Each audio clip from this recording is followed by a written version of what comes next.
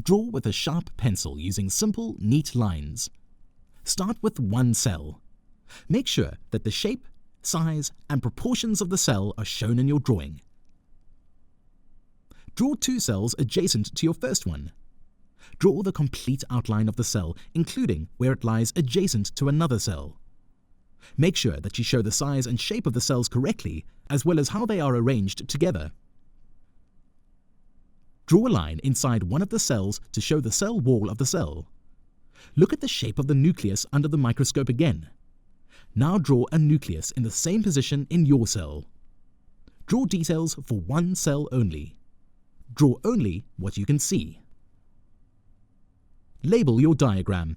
As far as possible, labels must appear on the right-hand side of the diagram. Draw the label lines with a ruler. The label lines must be parallel to each other and lined up neatly. Insert the labels.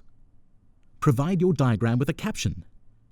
Include the magnification of the cell if you have drawn from the microscope. This is given by the ocular times the objective.